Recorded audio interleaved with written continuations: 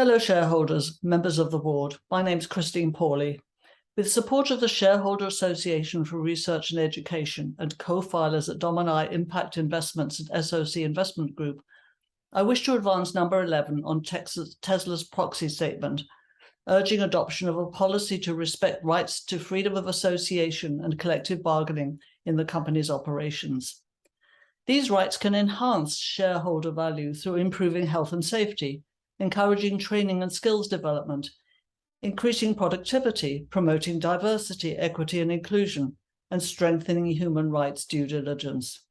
Yet, in the face of public allegations of Tesla interfering in unionization efforts, a National Labor Relations Board ruling concluding that Tesla intimidated, threatened, and retaliated against employees to prevent their organizing, and the CEO's history of public comments on this topic, to aid informed investment decisions, investors require clarity on Tesla's approach to these fundamental labor rights and management of related risks.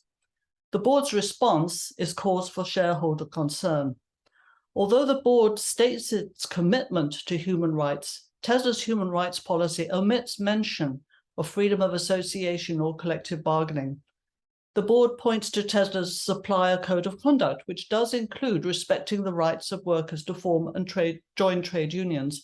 But in fact, this policy does not apply to operations, creating a double standard.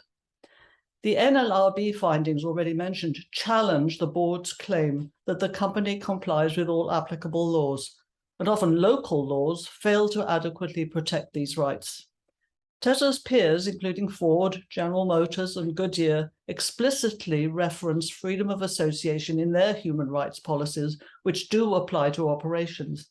Even non-unionized peers, including Toyota, Volkswagen, and BMW, have statements on respecting rights of freedom of association or collective bargaining that apparently apply to operations.